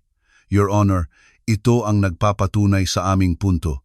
Handa si Ginang Santiago na paghiwalayin ang dalawang magkapatid, alisin ang bata mula sa tanging tahanan na kilala niya, mula sa isang kapatid na nagmamahal sa kanya. Ito ba ay para sa pinakamabuting interes ng menor de edad? Ginoong Zamora, iharap po ninyo ang inyong kaso. Utos ng hukom. Lubos na ikagagalak, Your Honor. Si Ginoong de la Cruz ay naging ama ni Anton mula nang ipanganak siya. Siya ay naroroon sa bawat medical visit, sa bawat gabing walang tulog, sa bawat kritikal na sandali nang ang bata ay may sakit. Ang biyolohiya ay hindi nagtutukoy ng pagiging ama, pag-ibig, oo, at ang pagdepende ng bata sa kasambahay na si Sofia Reyes. Itinuro ni Bert si Sofia. Ito ay isang 24 taong gulang na babae na nawalan ng sariling anak, 2 buwan na ang nakakaraan. Nang si Anton ay literal na mamamatay sa gutom, inialay niya ang kanyang gatas ng ina nang walang hinihinging kapalit. Sinuri siya ng medikal. Siya ay ganap na malusog at ang bata ay lumalaki sa ilalim ng kanyang pangangalaga. Tiningnan ng hukom si Sofia. Ginang Reyes, maaari po ba kayong lumapit kasama ang bata? Pakiusap. Naramdaman ni Sofia ang panginginig ng kanyang mga binti habang lumalapit siya sa pulpito. Nagising si Anton sa kanyang mga bisig, tumingin sa paligid ng may kuryosidad. Ginang Reyes, totoo po ba na pinapasuso niyo ang batang ito? Opo, Your Honor. Bakit po ninyo ginagawa ito? Ano po ang mapapala ninyo rito, Sofia? Tiningnan ni Sofia si Anton, pagkatapos ay ang hukom. Wala po akong material na mapapala, Your Honor. Ginagawa ko po ito dahil nang mamatay ang anak ko, naramdaman ko na isang bahagi ko ang namatay kasama niya. Nang magkaroon ako ng pagkakataon na iligtas si Anton, naramdaman ko na hindi nawalan ng saysay ang pagkamatay ng anak ko, na ang kanyang maikling buhay ay may layunin. Musika, nanatili ang katahimikan sa courtroom, maging ang ilang reporter ay may luha sa kanilang mga mata. Mayroon po ba kayong emosyonal na pagkakabit sa bata? Opo, Your Honor, napakalaki po. At kay Ginoong De La Cruz? Ang tanong ay bumagsak na parang bomba. Naramdaman ni Sofia ang init na bumabalot sa kanyang mukha. Lubos po akong gumagalang kay Ginoong De La Cruz. Siya po ay isang mabuting tao at isang mapagmahal na ama. Hindi po iyan sumasagot sa aking tanong, Ginang Reyes. Bago pa man makasagot si Sofia, bumukas ng padabog ang pinto ng courtroom. Isang lalaki na nasa 40s na nakascrubs ang pumasok nang nagmamadali. Pasensya na po, Your Honor. Ako po si Dr. Paolo Rivera. Mayroon po akong mahalagang impormasyon tungkol sa kasong ito na kailangan agad marinig. Kinunot ng noo ni Judge Santos. Dr. Rivera, ito ay lubhang irregular. Sino ang nagbigay sa iyo ng pahintulot upang putulin ang proceedings na ito? Wala po, Your Honor, ngunit ang sasabihin ko po ay ganap na magbabago sa kasong ito. Mayroon po akong ebidensya ng genetic connection sa pagitan ng bata at ni Ginang Sofia Reyes. Nagkagulo sa courtroom. Sumisigaw ang mga reporter ng mga tanong. Tumayo si Jericho, namutla si Marco, nanigas si Veronica. Order. Ibinagsak ng hukom ang kanyang martilyo. Dr. Rivera, pakiusap. Lumapit po kayo at kailangan ito ay legal, kung hindi ay kakasuhan ko kayo ng contempt of court. Lumapit si Dr. Rivera sa pulpito, inilabas ang ilang dokumento mula sa isang folder.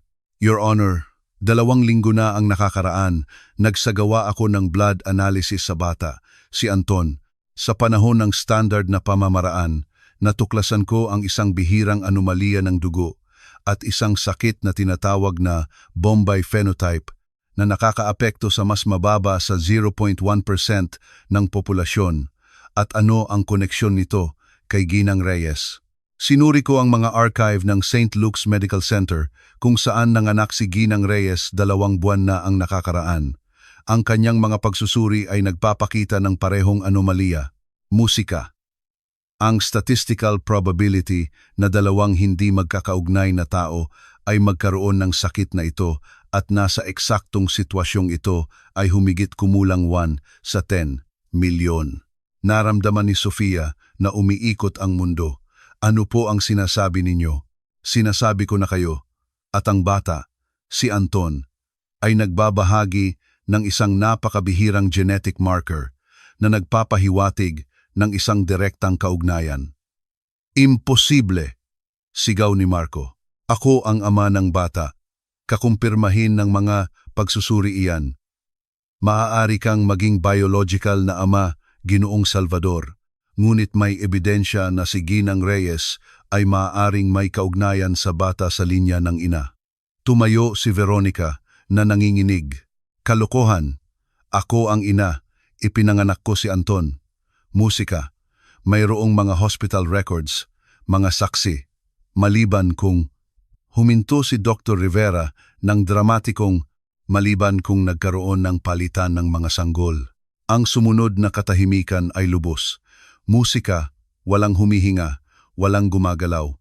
Ano? Bulong ni Sofia. Ginang Reyes, saan po kayo nanganak? Sa St. Luke's Medical Center, 3 palapag, maternity ward. Anong araw? Agosto 28. Tiningnan ni Dr. Rivera si Veronica. At kayo, Ginang Santiago.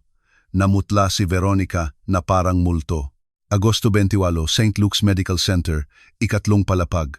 Ang parehong araw, ang parehong ospital, ang parehong palapag. Hinayaan ni Dr. Rivera na tumining ang impormasyon. Sa gabing iyon, mayroong magulong shift. Isang bagong nurse, 2 bata na ipinanganak ng magkasunod na minuto. At ngayon, 2 bata na may hindi maipaliwanag na koneksyon. Dahan-dahang lumapit si Jericho kay Sofia. Sinasabi ko na posibleng nagkaroon ng pagkakamali, na ang bata na namatay ay hindi anak ni Ginang Reyes, at si Anton ay aking anak, Dugtong ni Sofia na may luha sa pisngi. Si Anton ay ang biological na anak ko. Nagkagulo sa courtroom. Walang tigil sa pagbayo ng kanyang martilyo si Judge Santos, sinisikap na ibalik ang kaayusan. Tiningnan ni Marco si Dr. Rivera nang may dalisay na galit. Magkano ang binayad sa iyo para sabihin iyan? Si De La Cruz ba? Musika. Magkano? Walang nagbayad sa akin para sabihin ang totoo, bagaman nagbayad kayo sa akin ng 500,000 pesos para itago ito. Tiningnan ni Dr. Rivera si Marco ng diretsyo. Opo, Your Honor. Sinuhulan ako ni Ginoong Salvador para baguhin ang medical records. Mayroon akong bank transfers bilang ebidensya. Tumayo si Judge Santos. Ipinagpapaliban ko ang hearing na ito. Si Dr. Rivera ay idedetin habang iniimbestigahan namin ang kanyang mga pahayag. Ginoong Salvador, huwag po kayong umalis sa Maynila at may mag-aasikaso ng exhumation order para sa bangkay ng namatay na sanggol. Kailangan namin ng huling DNA tests. Napaupo si Sofia sa silya, niyakap si Anton sa kanyang dibdib. Ang bata, walang kamalay-malay sa lahat ng drama, ay tinitigan siya ng kanyang maitim na mga mata, puno ng pagmamahal. Anak ko, umiyak si Sofia. Hindi namatay ang Lia ko. Buhay ang anak ko. Sofia, kung totoo ito, kung si Anton ay tunay na anak mo, lahat ay may saysay, bulong niya. Kaya niya ako tinanggap, kaya niya tinanggihan ang lahat. Hindi lang ito gatas, ito ay koneksyon. Alam ng ina at anak. Pinanood ni Veronica ang eksena mula sa malayo, na may hindi maipaliwanag na ekspresyon. Umalis si Marco na galit sa courtroom, sinundan ng kanyang abogado, at sa sandaling iyon, habang umiiyak si Sofia na niyayakap ang bata na akala niya'y nawala, habang na-realize ni Jericho na baka mawala niya ang bata na minahal niya, at habang naintindihan ni Veronica na ang buong buhay niya ay isang kasinungalingan, walang nakapansin sa isang matandang babae na nakaupo sa huling hilera. Siya ang nurse na naka-duty sa gabing iyon, Agosto 28. Siya na nagkamali sa paglalagay ng identification bands ng dalawang bata dahil pagod siya, dahil bago siya, dahil minsan ang buhay ay gumagawa ng malupit na pagkakamali. Nabuhay siya sa kasalanang iyon sa loob ng 2 buwan. Nakita niya ang balita, nakilala niya si Sofia, at ngayon, sa wakas, lumalabas na ang katotohanan. Tumayo siya ng tahimik at lumabas ng courtroom. Sa labas, nilanghap niya ang sariwang hangin ng Oktubre at umiyak dahil ang ilang katotohanan, bagaman kinakailangan, ay sumisira sa buong mundo. Ang sumunod na 3 araw ay impyerno para sa lahat ng sangkot. Nagwala ang media. Ang Baby Swap PH ay naging world trend. Oras-oras na pinagdebatehan ang kaso sa mga TV show. Ang mga legal experts, child psychologists at family rights advocates ay walang tigil sa pagsasalita. Ikinulong ni Sofia ang kanyang sarili sa mansyon ng mga De La Cruz, tumangging makipag-usap sa mga reporter. Kumuha si Jericho ng karagdagang security matapos subukan ng 3 TV crew na pasukin ang ari-arian ng walang pahintulot. Ang exhumation ng bangkay ng namatay na sanggol ay naganap noong Martes ng umaga. Hindi makadalo si Sofia. Ang ideya ng pagbubukas ng kabaong ng pisikal na pagharap sa posibilidad na hindi iyon ang kanyang anak ay masyadong mahirap. Kasama niya si Jericho sa buong araw na iyon. Umupo sila sa hardin. Pinapanood si Anton na natutulog sa kanyang stroller. Hindi masyadong nag-uusap, umiiral lamang sa magkasama sa espasyo ng kawalan ng katiyakan. Ano ang mangyayari kung totoo ito? Tanong ni Sofia sa wakas. Kung si Anton ay tunay na biological na anak ko, ibig sabihin may karapatan si Marco sa kanya. Naisip din ni Jericho ang parehong bagay. Hindi ko alam, legal, napakakomplikado. Ikaw ang magiging biological na ina. Musika. Si Marco ang biological na ama, legal na ama hanggang ngayon, at si Veronica ay nanganak ng ibang bata na namatay. Ang kawawang babae, bulong ni Sofia. Sa kabila ng lahat ng ginawa niya sa akin, hindi ko maiisip ang sakit niya. Ngayon, nagdadala siya ng bata sa loob ng 9 na buwan, nanganak at ang bata ay namatay. At hindi niya kailanman nalaman. Hindi lumabas si Veronica sa kanyang silid sa hotel na tinutuluyan niya, tumawag ang kanyang ina. Sabi niya ay nasa ilalim siya ng sedatives sa ilalim ng psychiatric supervision. Lumabas si Aliyah sa hardin na naka-school uniform. Ipinadala siya pabalik sa eskwela upang mapanatili ang normalidad. Papa, ang mga bata sa eskwela ay nagsasabi ng masasamang bagay. Niyakap siya ni Jericho. Anong mga bagay, prinsesa? Na masama si Veronica, na kinuhanan ka ni Sofia ng anak, nakakaiba tayo. Tumulo ang luha sa kanyang pisngi. Mananatili si Anton sa atin, di ba? Hindi ko alam, mahal, ngunit gagawin ko ang lahat ng aking makakaya para mangyari iyon. Kumalas si Aliyah sa kanyang ama at lumapit kay Sofia. Hinawakan niya ang kamay nito. Kung si Anton ay tunay na anak mo, masaya ako. Dahil ibig sabihin, hindi namatay ang anak mo at mabuti ka. Ikaw ay magiging isang kahanga-hangang ina. Nagsimulang umiyak si Sofia. Niyakap ang batang babae. Hinding-hindi ko susubukan na palitan ang tunay mong mama, Aliyah. Ngunit ipinapangako ko sa iyo na mamahalin kita palagi. Alam ko, kaya tatawagin kitang Mama Sofia, tulad ng pagtawag ng mga bata sa kanilang mga stepmom sa pelikula, pero sa magandang paraan. Pinanood ni Jericho ang eksena na puno ang puso. Ang kanyang sirang pamilya ay nabuo muli sa pinakahindi inaasahang paraan. Hindi ito perpekto, ngunit ito ay totoo. Ang sumunod na mga buwan ay nagdala ng magagandang pagbabago. Ang divorce ni Jericho ay naisapinal noong Enero. Noong Marso, opisyal siyang nag-propose kay Sofia sa parehong hardin kung saan iniligtas niya si Anton sa unang gabing iyon. Alam kong mabilis ito, sabi ni Jericho na lumuhod na may diamante na singsing na pag-aari ng kanyang ina ng kanyang unang asawa. Alam kong ang lahat ng ito ay kabaliwan, ngunit alam ko rin na ayaw kong magtagal ng isa pang araw nang wala ka opisyal sa aking pamilya. Umiyak si Sofia, tumawa, at sinabi, "Musika." Oo, 1,000 beses. Nagpakasal sila sa isang intimate ceremony noong Mayo kasama lamang ang malalapit na kaibigan at pamilya. Si Aliyah ang bridesmaid, nakasuot ng isang magandang lavender dress. Si Anton, ngayon ay 8 buwan, ay gumagapang sa lahat ng dako na nakasuot ng kanyang maliit na suit. Dumating ang ina ni Sofia mula sa probinsya, hindi pa rin makapaniwala sa kung paano nagbago ang buhay ng kanyang anak. Ang aking anak, isang kasambahay na ikakasal sa isang bilyonaryo, sabi niya sa pagitan ng luha. Ito ay parang isang fairy tale. Hindi ito fairy tale, Mama, tama ni Sofia. Ang mga fairy tale ay walang gaanong sakit. Ito ay totoong buhay, komplikado, masakit, ngunit maganda rin. Sa reception, nagbigay si Jericho ng isang speech na nagpaiyak sa lahat. 1 taon na ang nakakaraan. Ang buhay ko ay perpekto sa papel. Mayroon akong pera, tagumpay, isang pamilya na maganda sa mga larawan, ngunit sa loob, ako ay walang laman. Pagkatapos ay dumating si Sofia, isang babae na nawalan ng lahat, ngunit mayroon pa ring puwang sa kanyang puso upang iligtas ang aking anak. Hindi namin alam noon na siya rin ang kanyang anak, marahil alam ng tadhana. Marahil may dahilan kung bakit siya eksakto kung saan niya kailangan sa gabing iyon. Hindi ako naniniwala sa pagkakataon.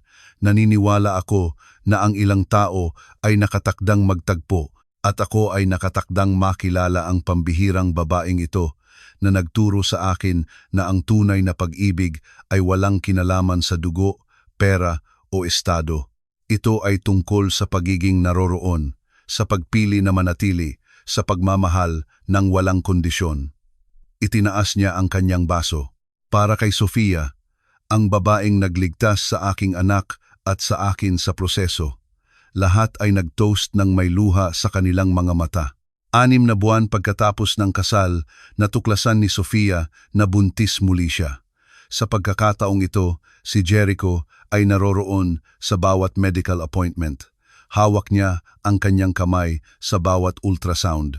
At nang ipanganak ang kanilang anak na babae noong Pebrero ng sumunod na taon, isang perpektong batang babae na may mga mata ni Sofia at ngiti ni Jericho, pinangalanan nila siyang Leah Valentina Dela Cruz Reyes. Leah, bilang pag-alaala sa bata na akala ni Sofia ay nawala. Valentina, dahil sa kabila ng lahat, si Veronica ay bahagi ng kwento na nag-ugnay sa kanila. Mahal na mahal ni Aliyah ang kanyang bagong maliit na kapatid, at si Anton, ngayon ay 1.5 taon, ay tinitigan siya ng may kaibig-ibig na kuryosidad ng bata. Malaki na tayong pamilya, sabi ni Aliyah isang hapon habang silang lahat ay nasa hardin. Kakaiba, pero malaki. Ang pinakamagandang uri ng pamilya, sumang-ayon si Sofia, na hawak si Leah sa kanyang bisig at si Anton na naglalaro sa kanyang paanan. Niyakap siya ni Jericho mula sa likod, hinalikan ang kanyang ulo. Naaalala mo ba ang gabing iyon, nang kumatok ka sa aking pinto, nag-aalok ng tulong sa bawat araw? Iyon ang gabi na nagbago ang lahat. Iyon ang gabi na ang sanggol ng bilyonaryo ay ayaw kumain. At ang kasambahay ay nagbigay sa kanya ng gatas ng ina at naligtas ang buhay niya. Ngunit hindi lang siya ang naligtas, niligats tayong lahat. Humarap si Sofia upang tingnan siya. Sa tingin mo ba ay maayos si Veronica? Umaasa ako na oo. Nakatanggap ako ng mensahe mula sa kanya 1 buwan na ang nakakaraan.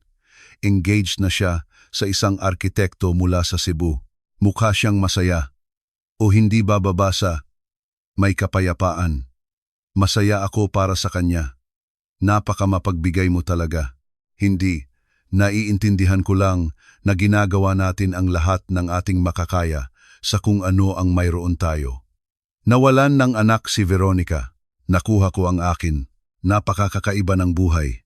Sa gabing iyon, matapos patulugin ang 3 anak, umupo sina Jericho at Sofia sa balkonahe ng kanilang kwarto, pinapanood ang mga bituin sa Maynila. Inakala mo ba na magiging ganito ang buhay mo? Tanong ni Jericho. Hindi kailanman, maging sa aking pinakamalalim na pangarap. 2 taon na ang nakakaraan, naglilinis ako ng mga bahay, buntis at mag-isa. Ngayon, asawa ako ng lalaking mahal ko. Mayroon akong 3 magagandang anak, nakatira ako sa isang mansyon. Hindi ka paniwala. Masaya ka. Sandaling nag-isip si Sofia. Naisip niya ang lahat ng sakit na pinagdaanan niya, ang pagkawala, ang pagluluksa, ang kahihiyan. Ngunit naisip din niya ang tumatawang si Anton, si Aliyah na tinatawag siyang Mama Sofia, si Leah na payapang natutulog sa duyan, si Jericho, ang kanyang asawa, ang kanyang partner sa pag-ibig. Higit pa sa masaya ako, buo ako. Hinalikan siya ni Jericho, at sa halik na iyon, may mga pangako ng magkasamang umaga, ng mga hamon na sabay nilang haharapin, ng pag-ibig na lalago sa paglipas ng mga taon. Dahil sa huli, ang kuwento ay hindi kailanman tungkol sa sanggol ng bilyonaryo na walang kinakain. Ito ay tungkol sa paghahanap ng pamilya sa pinakahindi inaasahang lugar, tungkol sa pag-ibig na lampas sa biolohiya, tungkol sa pangalawang pagkakataon at magkakaugnay na kapalaran, musika. Ito ay tungkol sa isang babae na nawalan ng lahat at nakahanap ng higit pa sa kanyang pinangarap, at tungkol sa isang lalaki na mayroong lahat at natuklasan na wala siyang anuman hanggang sa makita niya ang tunay na pag-ibig. Sa gabing iyon, habang natutulog ang Maynila at ang mga bituin ay nagniningning sa mansyon sa Forbes Park, ang pamilyang Dela Cruz Reyes ay nagpapahinga ng kumpleto, gumaling at sa wakas, nasa bahay.